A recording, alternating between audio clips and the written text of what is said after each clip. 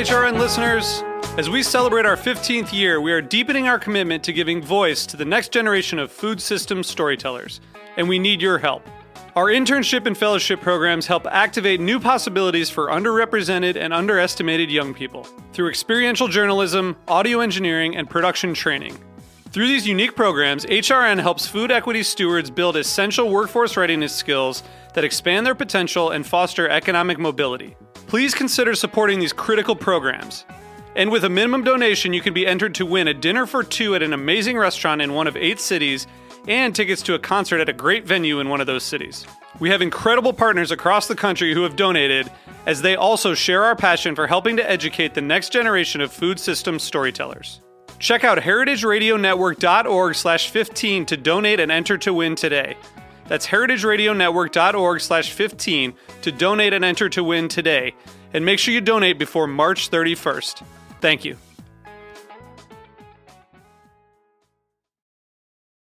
Visit a farm. Log on to escapemaker.com, New York City's guide to ideas on weekend getaways and day trips to orchards, farms, wineries, breweries, and more. No car? No problem. This year, Escapemaker is offering the Dutchess County Farm Fresh Tours program in conjunction with Metro North Railroad. Take the train from New York City and spend the day exploring local Hudson Valley agritourism with farm, winery, and distillery visits. Just a quick 2-hour ride. For more info, stop by the Escapemaker pop-up shop located at Fultonstall Market in the South Street Seaport. Sign up for your farm getaway at escapemaker.com today. You're listening to Heritage Radio Network. We're a member-supported food radio network broadcasting over 35 weekly shows live from Bushwick, Brooklyn. Join our hosts as they lead you through the world of craft brewing, behind the scenes of the restaurant industry, inside the battle over school food, and beyond. Find us at heritageradionetwork.org.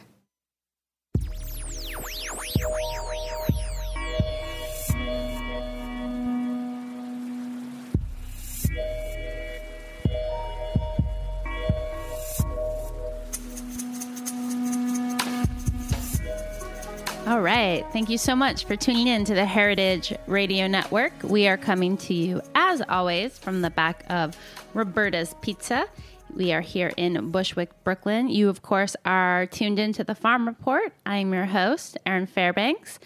We have a very interesting show lineup today. We're going to kick things off talking a little bit about Delaware County and what's happening with our friends just north of the city. And then in the second half of the show, we're going to learn a little bit about investment opportunities for those of you out there who might be looking to invest in farming via your IRA or through other means, and those of you who are farmers or want to be farmers who are looking to raise capital. I'm kind of interested to learn a little bit more. We're going to be joined in the second half of the show by Austin Maness of Harvest Returns.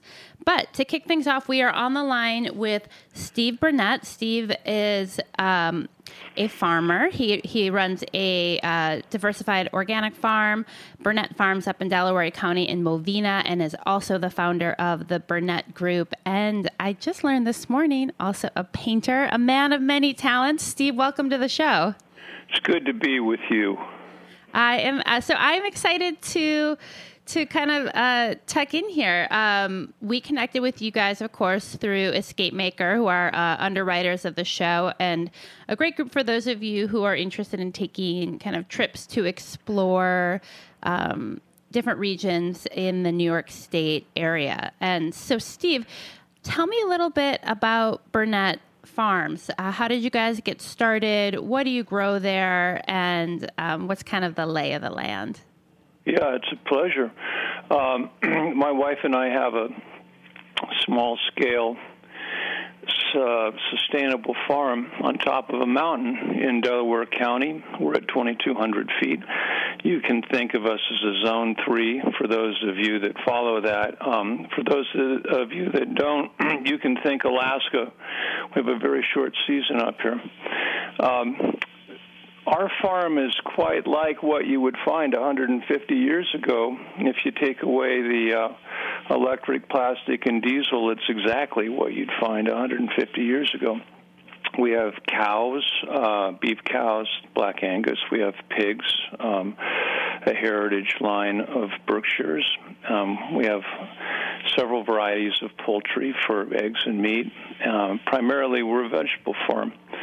We grow everything that you could imagine having on your plate. And because our season is very short up here, we have greenhouses. They're passive solar greenhouses, but they extend our season to sort of a southern Louisiana habitat. So after 8 years of building this farm from scratch and knowing nothing when we got into it, we have figured out how to do what people up here said was impossible. We're growing beautiful vegetables on top of a mountain.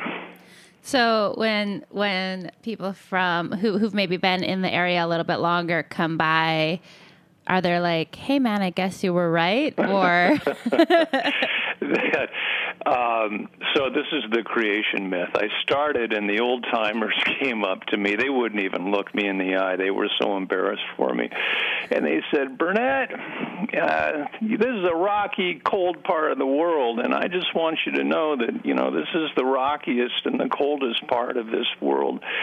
You ought to know what we're calling you. We're calling you the city-iot."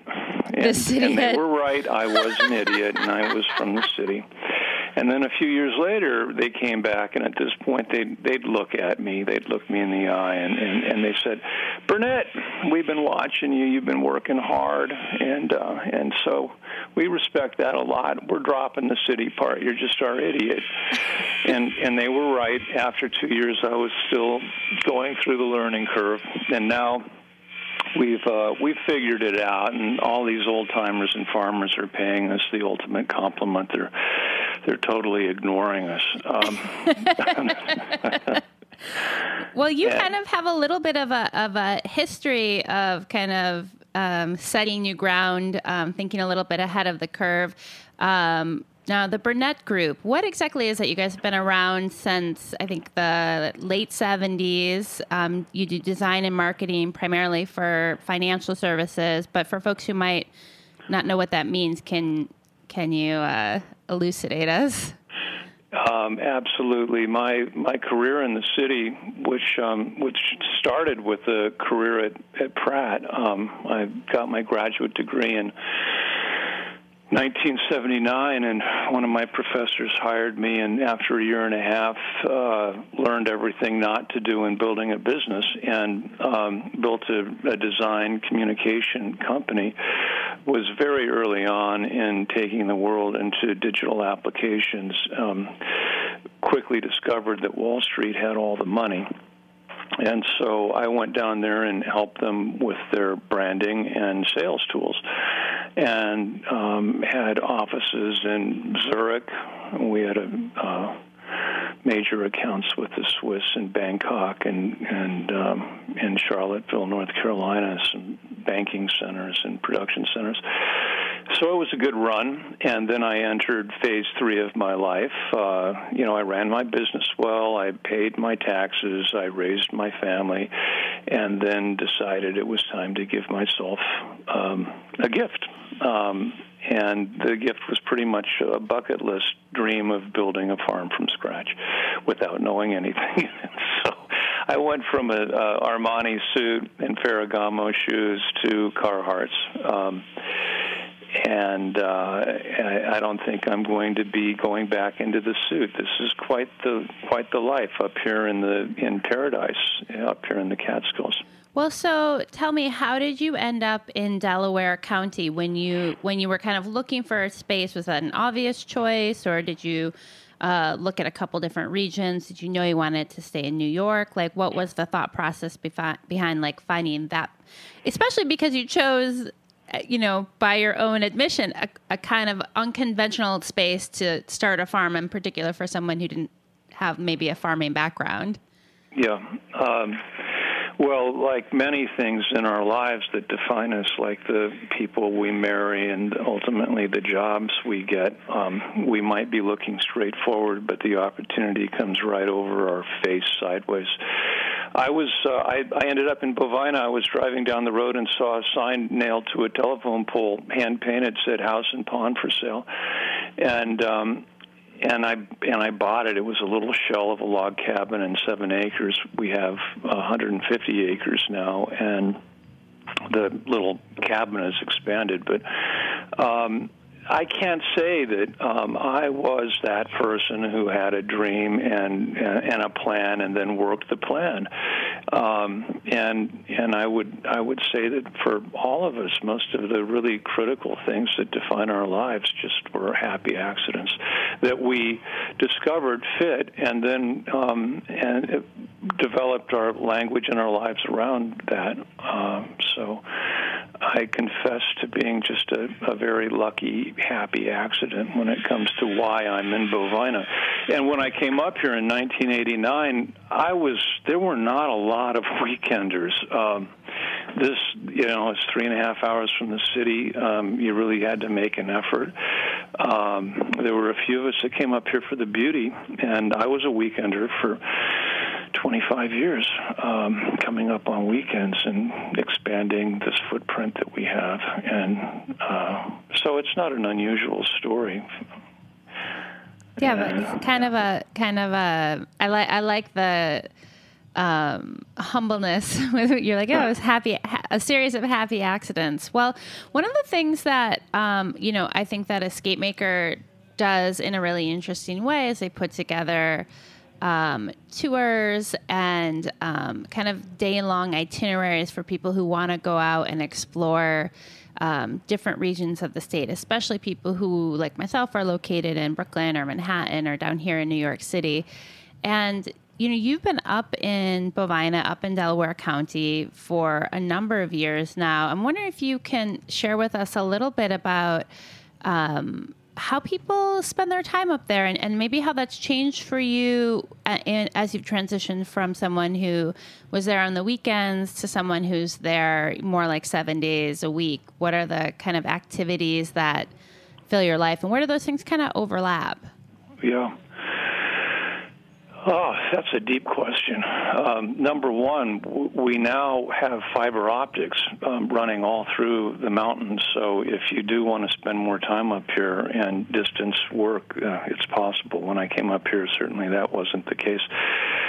The mountains are designed to attract people that are insular and private and very inward-looking. Our mountains roll almost like the convolutions of our brain. There's a phrenology up here that defines and keeps people that really are looking for a personal escape. And with that, of course, there are, with all of these private people, the extrovert in us, and we go crawling out, and we find each other. And it's amazing how many kindred spirits have come up because they wanted, through the beauty and the privacy, to explore that and keep that part of themselves, and yet they find each other.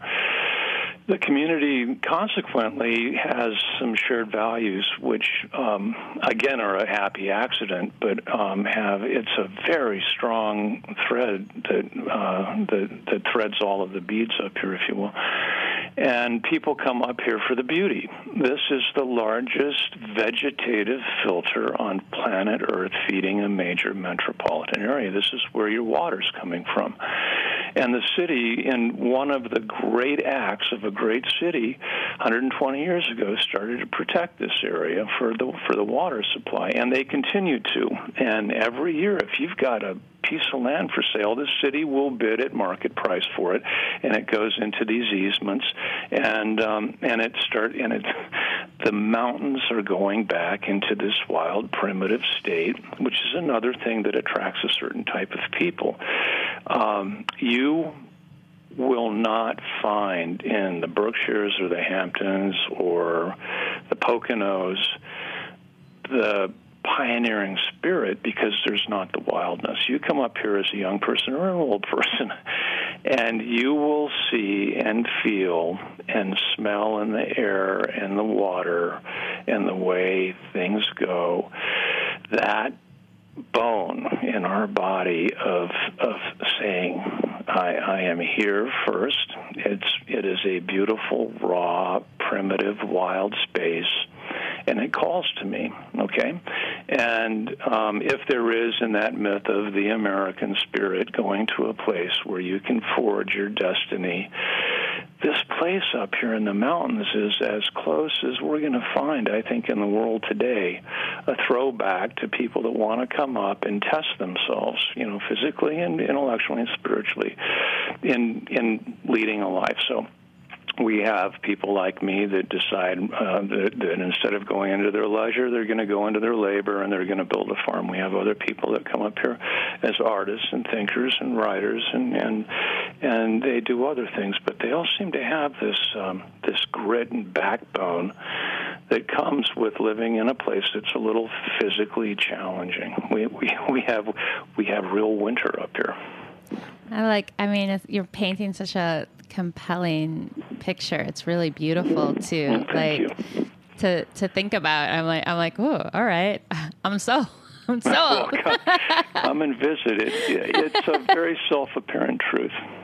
One of the things I've been thinking about a lot lately, I've been working on this project called the New York Grid, and we are thinking about kind of upstate, downstate connections and connections from community to community across New York State. And how do we think about ourselves both as individuals, but also as a state where we have these kind of common interests, where we have, I think, the watershed is a great example, these really specific interdependencies.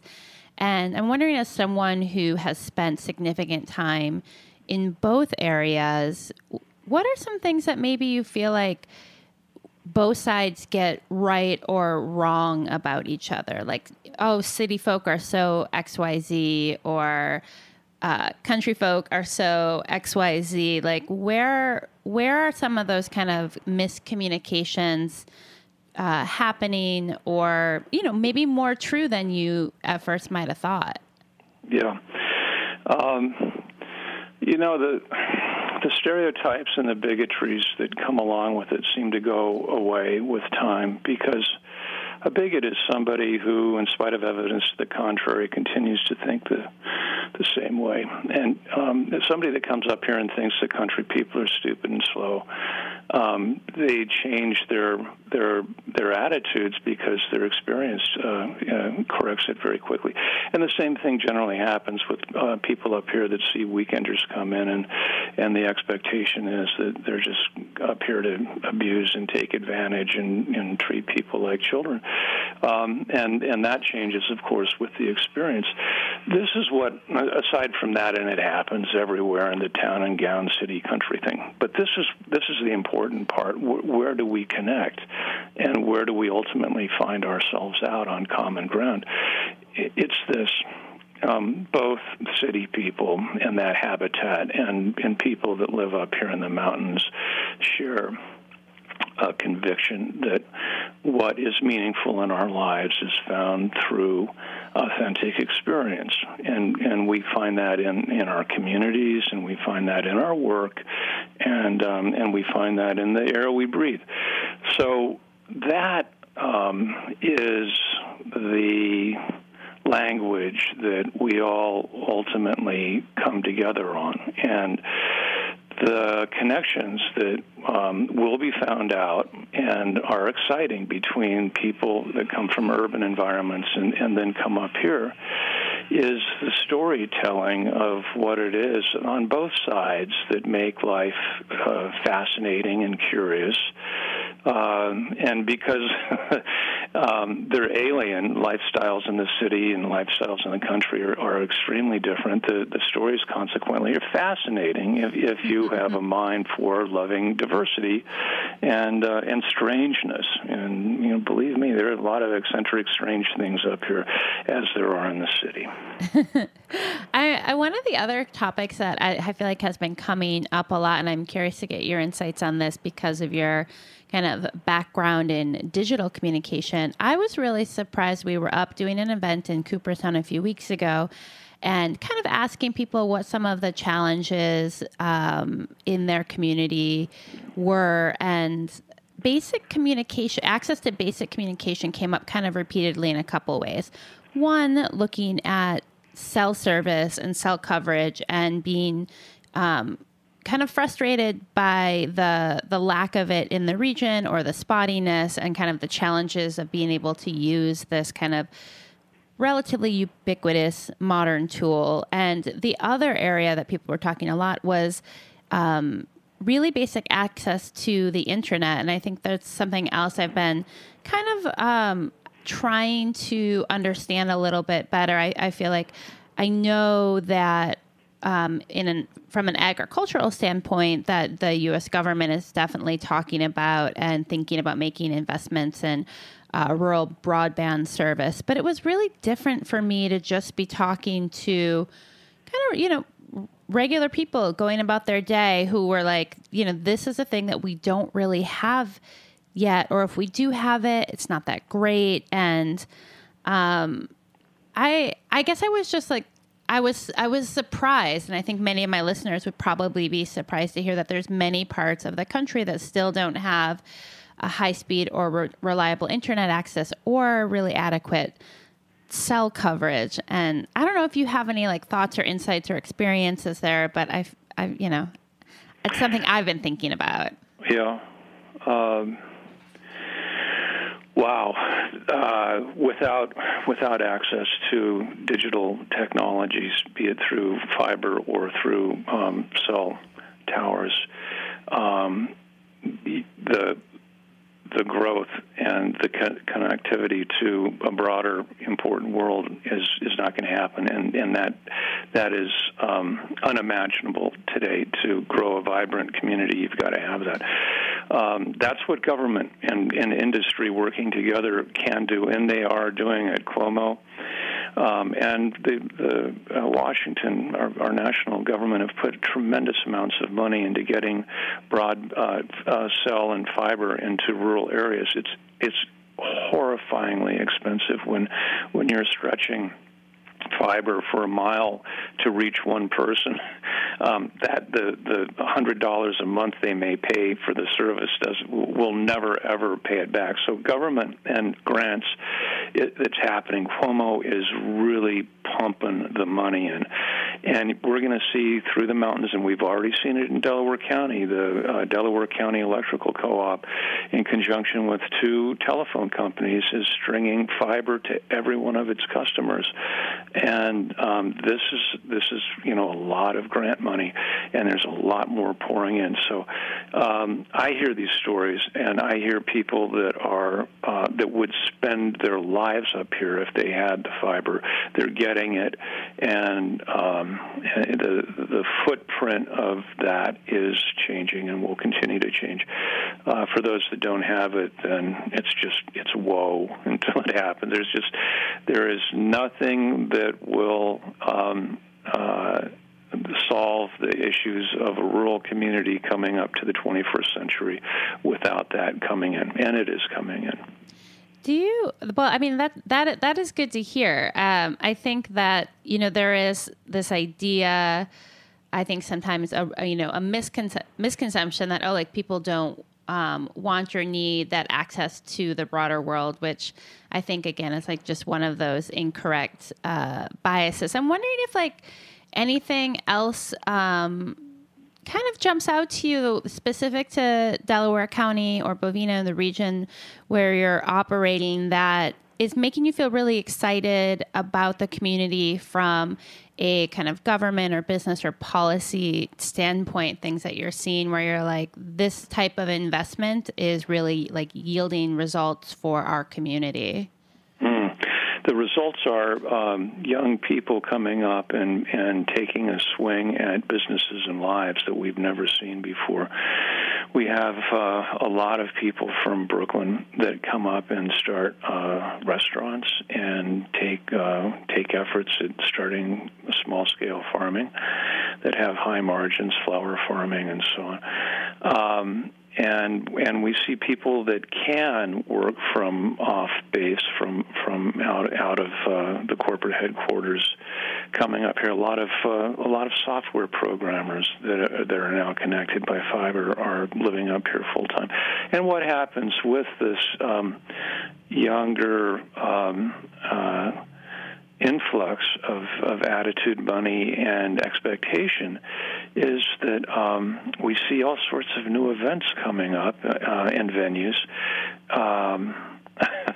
I put on a fashion show this summer using material, agricultural material, agribon, and which is a floating row cover. It's a white sort of linen, and this black plastic that we use to suppress weeds. And we have a very, very famous haute couture designer, Siobhan Barrett, who made 18 different counts.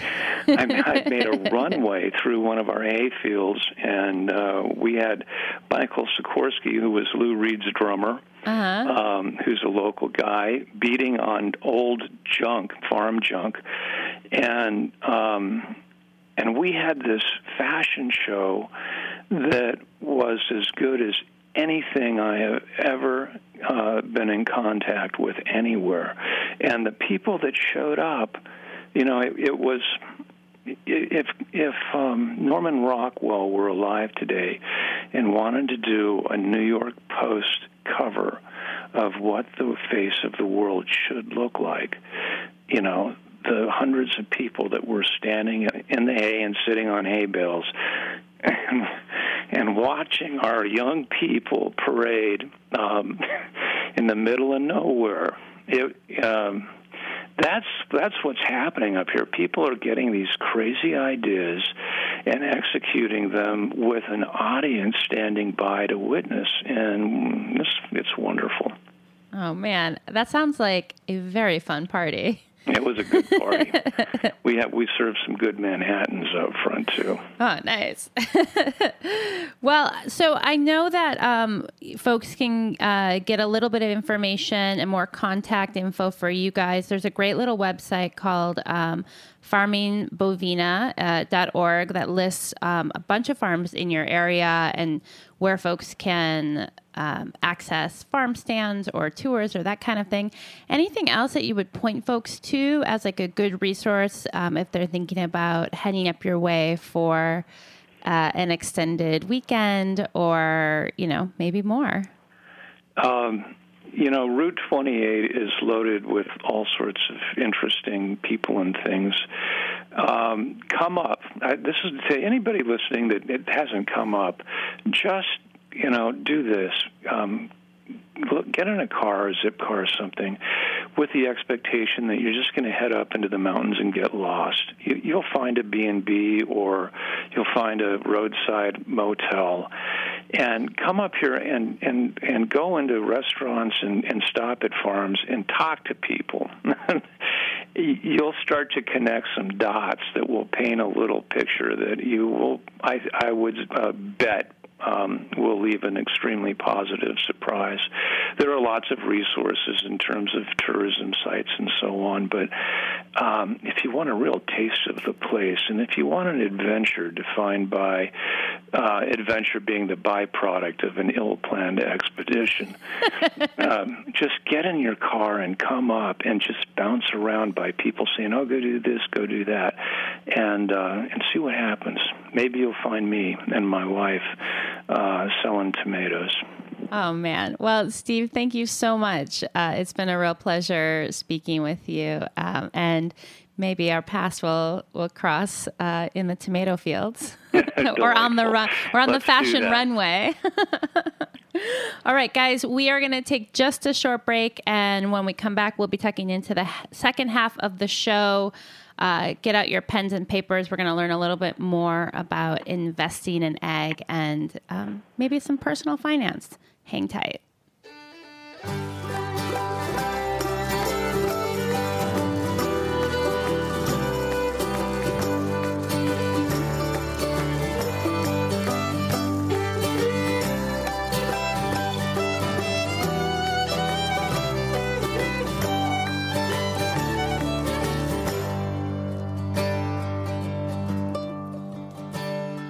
For faithful fair weather, come carry us homeward, for nights in the taverns and days in the glen.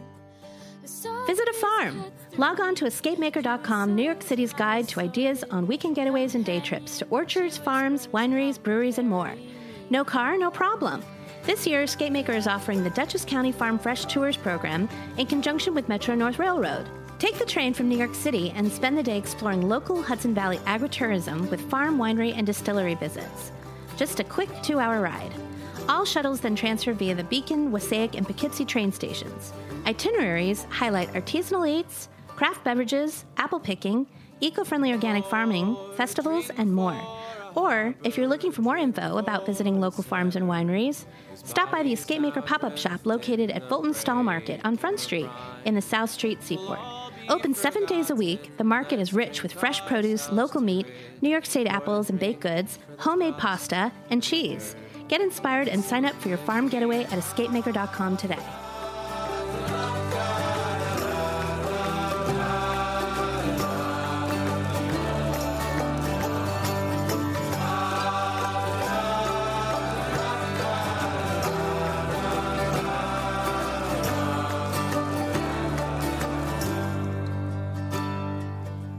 Oh, man, David, I'm digging that tune. All right, guys, we are back, jumping into the second half of the show. We are joined on the line by Austin Maness. He is the Chief Operating Officer of Harvest Returns, and he's calling in from, I believe, Fort Worth, Texas. Is that right, Austin?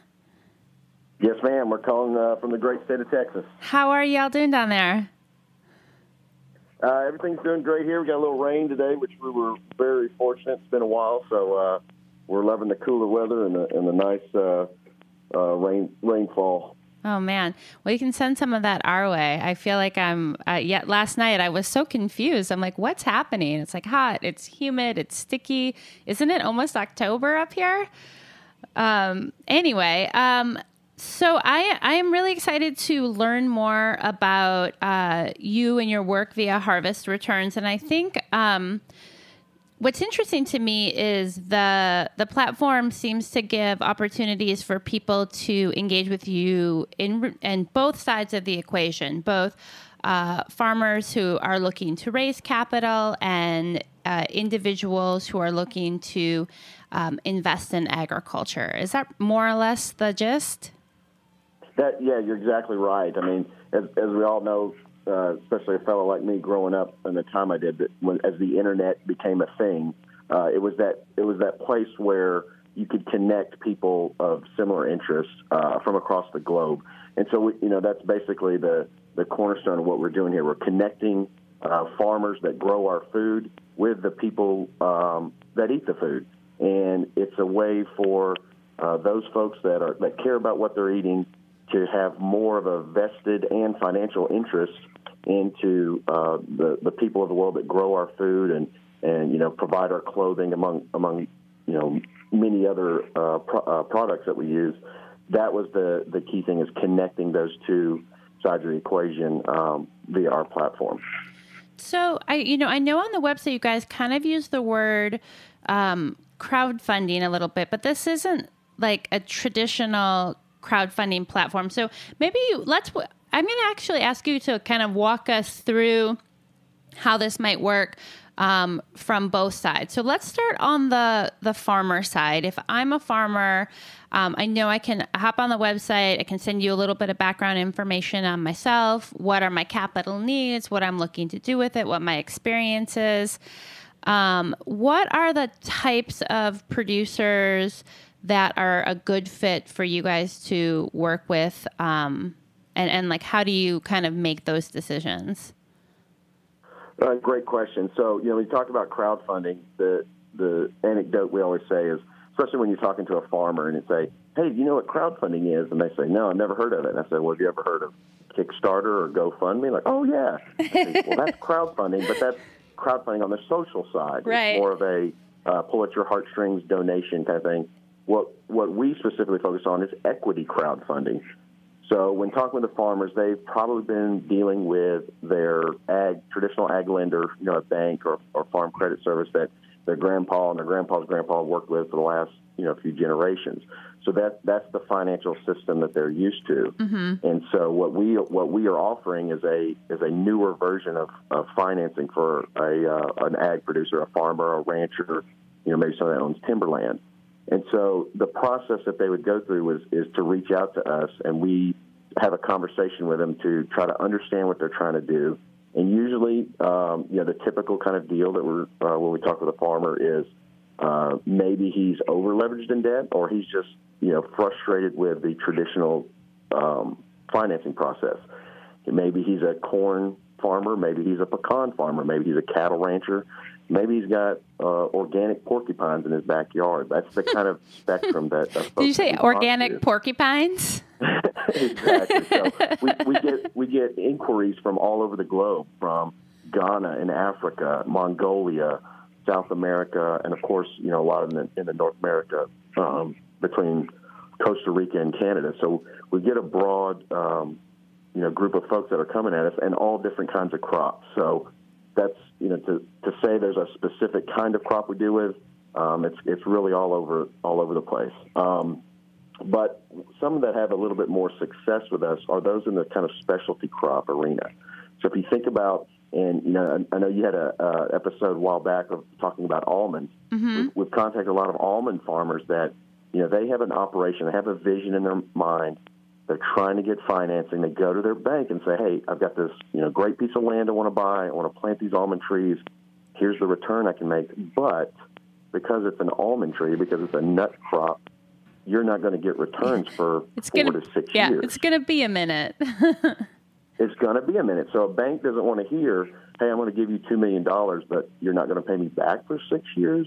Mm-hmm. So there's the issue right there. The ag finance world has not evolved to understand some of these, specialty crops. So we get a lot of interest from tree crops, specialty crops that have that kind of constraint of, even if it's livestock, hey, you're not going to get your first return until these things mature, gestate, and produce something to harvest. And so same with pecans, almonds, pistachios.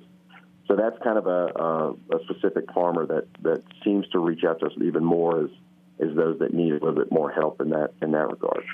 And so what what that transaction is going to look like for me as a farmer is, instead of paying an interest rate to have access to that capital, I'm giving up an equity stake in my crop, my land. Like, what's the transaction look like? Like, how am I weighing those options on my end as like someone who would be looking to connect with you guys? Sure. So, like I said, going back to the traditional style, you go talk to a lender. They're going to want collateral. That's your house. That's your land. That's your equipment. They need something that kind of puts the risk on the farmer instead of the bank. And so the farmer has his own level of risk, borrowing money, and, maybe he's got crop insurance, maybe he doesn't. So there's that picture. Coming through the equity side, you are getting the investors to shoulder most of the risk. So you are getting a check from us that we raised money through equity investors, and the cost to raise that capital is shared among the investors. So let's say you borrow $1 million, it's a 6 or 7% loan from the bank. You got your $1 million check, but you owe the bank that percentage of interest. When the investors come in, you get your check. The cost of raising that capital is on the investors. So that cost to raise capital, which could be anywhere between 3 and 10% based on what kind of deal you have, could be legal fees, all the things that go into setting up one of these offerings. But that risk and owning of that cost to raise capital is spread amongst 100, 1,000 investors, and so it's kind of a shared carry the load. So it's quite a bit different model than the traditional style. So when the farmer buys a piece of land and he offers a percentage of equity to those investors are now into that piece of land. When he harvests his soybeans and he gets his profits at the end of the year, he shares those in the form of dividends back to the investors. And so that's kind of, like he would make a bank payment, like an interest payment on the loan, he's making dividend payments out to the investors. And he has the opportunity to buy those investors out over time. As his business continues to grow and it becomes more profitable, he can offer exit strategies to investors to say, hey, on year 5, I've made enough profit. I would like to buy 4 or 5 of you investors out. That puts more money back in his pocket, and those investors get to take their winnings home and then hopefully reinvest in another deal on the platform. That makes sense. And can you give us a sense of scale here? I don't know if there is an average dollar amount that you guys are traditionally working with folks on, or even just a range. Like, I know on the investing side, like me as an individual, you guys put on your site that, you can get engaged, for something like $5,000 seems like the floor. And I want to talk more about that in a minute, but, just so we can get a sense of, like, from the farmer side, like, how much capital are farmers usually looking to kind of raise in a deal with you? Well, that's a great question. The scale is important because as we look for that range of raise amounts that we want, it needs to be at a certain level that can produce a scale that would be would have a kind of return on investment right. that would be appetizing to investors. So for us, we work in the range, and it's not hard edges, but it's between about $500,000 and $2 million is the raise amount that we're currently at. That's a good price point. It's a part of the market that is underappreciated. Below $500,000, those are typically more in the social crowdfunding side, or more kind of friends and family. And then higher than the $2 million is usually a larger. They're part of maybe a REIT or a fund that some of the big ag funds are dealing with. So that we feel that that $500,000 to $2 million is our range. As an investor, the range for them could be somewhere between say $5,000 and $25,000 for the minimum investment. So of course, an investor could come in with, if it's a $5,000 minimum, he could come into it at $100,000. He would just have that many more shares. Right. So we think with the way the market is and what scale is needed to produce those returns for the investor, it's in between those limits. Yeah. So I think that's still, I guess, lower than what I might have guessed. So you guys are really dealing in kind of the smaller to mid-range farms. Like that's still, that's not, I guess, of course, $500,000 to $2 million is like a ton of money to me. But I think when you're like looking at a farm business, or when you're buying kind of equipment, land, major infrastructure improvements, like you don't have to work that hard to spend that kind of money. It goes quick, absolutely. And so and if you think about it, there's farmers that are the farmers that we're doing, not necessarily just starting out. They've got some experience, and they're probably expanding on an operation they already have. Right. So they're probably already sitting on a $5 to $10 million operation, but they see some opportunity to purchase this neighboring land, or they need to scale up to get to the next level in their business. And so the family farmer, the good, hardworking American farmer is the guy and gal we keep in our heads. And again, we're thinking globally too. We've got some emerging markets out there, folks in Brazil, Belize, like I said, Africa and Asia that have some great opportunity. They just need a little bit of an injection of capital to take them to the next level. And those are the kind of people that we really want to help out. Obviously, we want to help investors out, but we want to bring investors to the table and educate them and have them be a part of this such an important business for all of us to survive. So yeah, let's flip over to that investor side. So as an individual, there's a couple of different ways that I can decide to invest with you, and I'm wondering if you can kind of walk us through that. Okay. So as an investor, you approach, just going through this, the very basic steps. If you're reading on our website and you're liking what you're seeing and you're interested in, say, an alternative investment, something different than stocks and bonds, something that's kind of real estate, but maybe a little bit different than the commercial real estate.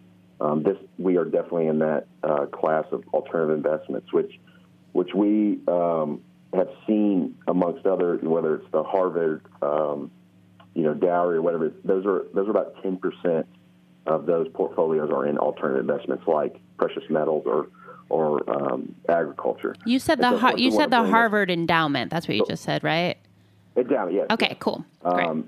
And so that's something that we kind of use as 5 to 10% of an investment portfolio in alternative investments is about kind of the normal or the smart way as some of the specialists would say. Mm-hmm. So we present that, say, hey, you're coming in, and if you are an investor, typically to get into agriculture, it's pretty difficult. You either have to buy a farm, which is obviously then you got to run it, so nobody really can handle that kind of it's not a weekend job, or you have to come into one of the funds or the REITs, like I mentioned before, and those usually have an entry barrier of say like $100,000 or $500,000 minimum. So there's a lot of accredited investors in the United States, and there's a lot of investors around the world that can come in at the $5,000 to $20,000 level, and we want to give them that opportunity. So this is that place that they can come to. Wait, so Austin, can I jump in right there? Because what's the difference between an accredited and a non-accredited investor? Well, that's a very important question because that's specifically lined out in some of the SEC regulations on who can invest in what kind of deals. So the deals that we specifically offer are Regulation D, 506B, and 506C, the majority being the 506C. So in a 506C investment, that's for accredited investors. And the definition of accredited investors is outlined, obviously, in all of our documents, but what's the norm to use is $250,000 annual income, or if you have a combined, like a family income of over $300,000, and then of course, if you have over $1 million in investable assets. So that's kind of the broad definition of the accredited investor. And so when you, as an investor, comes through the process, we do a accreditation check just to verify that they're within regulations and we are within regulations for these type of deals. So is that would that be like when I apply for a credit card and they run a credit check on me, or I'm just not sure. So do I get a card in the mail that says you are now accredited, or is this a thing that happens on a deal by deal basis? It's a little bit more personal. I mean, we have a service that we can use, or we can do our own specific checks. And really, the easiest way to do it is getting a letter from your attorney or your CPA saying, I have verified that this person's financials meet the accredited criteria. Got it. There's a little bit more onerous ways, like, hey, present us, just show us your last 3 pay stubs, show us a bank statement, anything like that, and we can verify that. So yeah, it's not like a credit card necessarily, but it's a little bit a little more fluid on our end. So we can accredit you via the platform or via our third-party service that does those quick checks for us. Okay. But then also, if I'm not I personally wouldn't meet that threshold, but I could work with you guys via the IRA option. Is that right? That's right. We do have an IRA option specifically for the self-directed IRAs, and so we have an option on our website that's a company, New Direction, that you can set up an IRA with them and provide some of that. The other option, like you said, as an unaccredited investor, we do offer some 506B deals, and then a 506B deal, we can have up to 35 unaccredited investors in those deals. It's kind of a friends and family, so we have to develop a relationship with that unaccredited investor because that's the regulations. We have to have a kind of existing relationship with you, and then when a 506B offering is available and we've had that relationship for a while, we can say, hey, would you like to come in and check out this deal? So there's different rules on those, on how you can openly solicit them. The 506Cs, I can tell anybody about those deals and the details. The 506Bs are, you need to be part of our kind of inner circle to get the details on that. So going through the platform, for sure, you can kind of get through the gateway to see those deals. So as an individual investor, so if I'm thinking about, all right, I am, kind of saving for my retirement fund. I'm trying to be a responsible young Brooklynite, and when I would look to, but I also have strong values, and I want to be investing in things that are in line with my values and be conscientious about them. And there's a lot of different ways to do that. And so it sounds like you're saying that you guys would be a good fit for somewhere in the 10%. If I'm just going to use $100. If I have $100 to invest or $1,000 to invest, I would do 100 of that with you guys, and then I would look at kind of other more traditional options for the rest of my $900. And that's just kind of best practices when thinking about having like a diverse portfolio of things that you're investing for. Is that right? Yeah, you're right. You're right on the mark there. So, okay. Like you said, you're a young Brooklynite that wants to do the smart thing and invest smartly. You're going to have a diversified portfolio. You're going to have something in everything, and the best practices is to have about 10% in an alternative investment like agriculture. So what we're going to offer that young person coming out of Brooklyn is, hey, you're going to have a portfolio, and you're going to get either via your email or print in the mail, you're going to get some kind of dividend statements from whatever company you're investing with. The difference between what you're going to get with that, I got some Apple stock. I've got some, Home Depot stock. Mm-hmm. I've also, when you say I've got interest in a pig farm in Texas, I've got interest in a cacao deal in Belize. And instead of holding up a dividend sheet when you're talking to your friends, you're going to show the YouTube video of those little pigs being born. You're going to show them, hey, here is the crop being harvested in Belize when they're making chocolate bars. So you have a personal connection to the operation going on. You're almost like a member of the family of some of these farmers because we provide the updates and things from the operation to the investor via the platform. So you're not only getting a check when you're supposed to according to the dividend schedule, but you're also getting updates.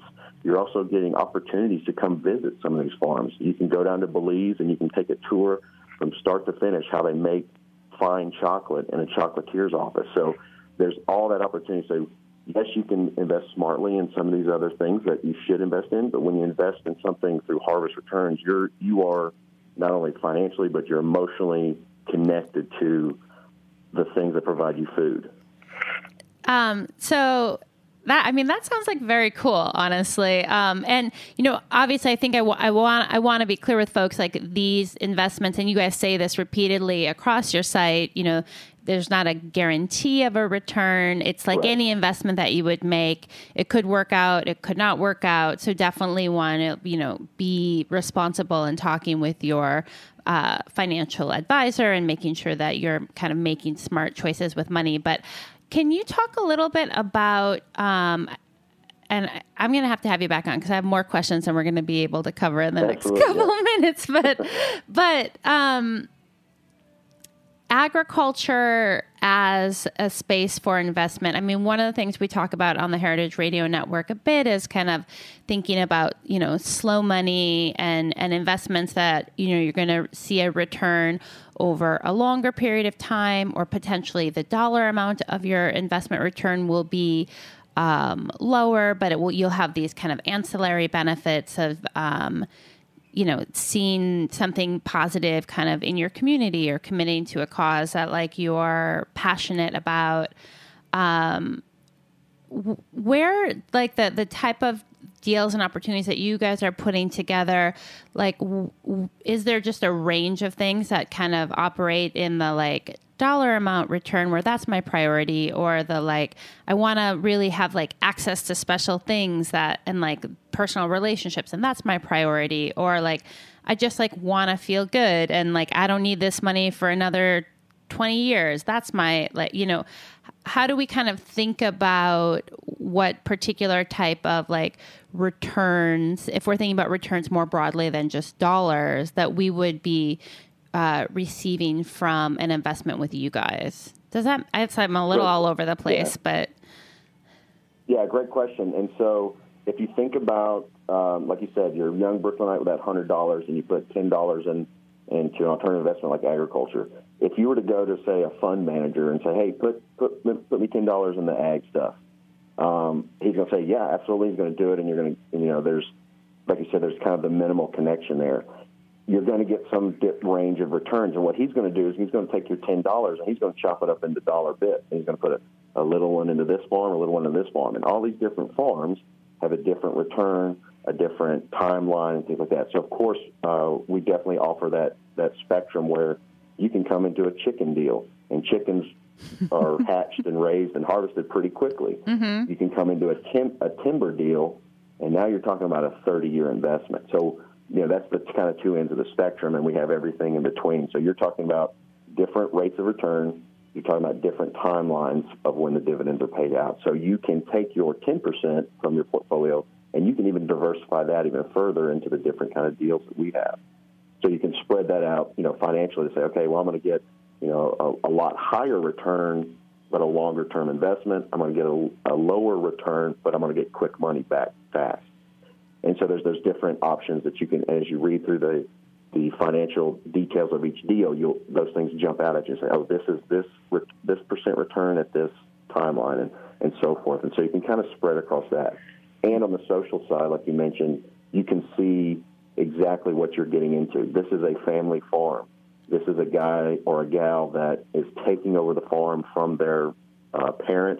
Maybe a parent has passed away and they have to buy out their siblings, to carry on the family tradition. So there's some connection there of you're furthering this person's way of life. And there's a lot of, our kid just got accepted to Harvard. We'd really like to raise money and get this farm going so we could send him there so he can come back and be our family attorney. So there's all kinds of cool stories that are out there that these farmers have that people want to be a part of. Huh. Wow. I bet I'm just thinking, I'm like, who knew? You're going to tune into the Farm Report today and we're going to be talking about investment portfolios, but that is part of the world of agriculture. So here we are. And sadly, here we are out of time.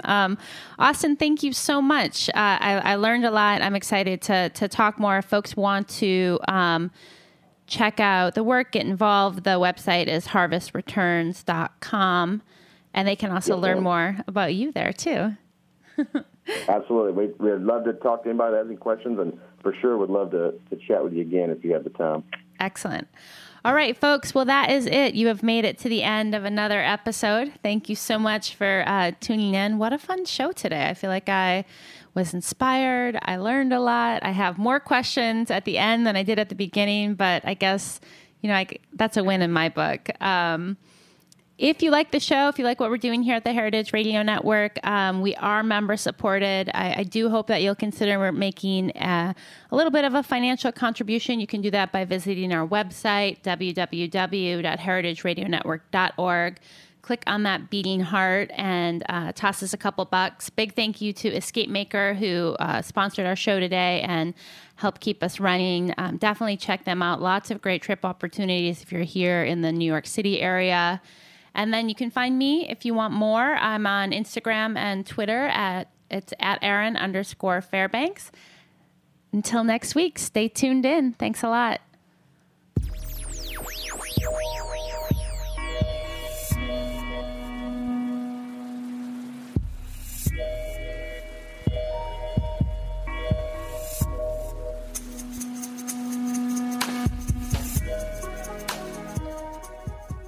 Thanks for listening to Heritage Radio Network, food radio supported by you.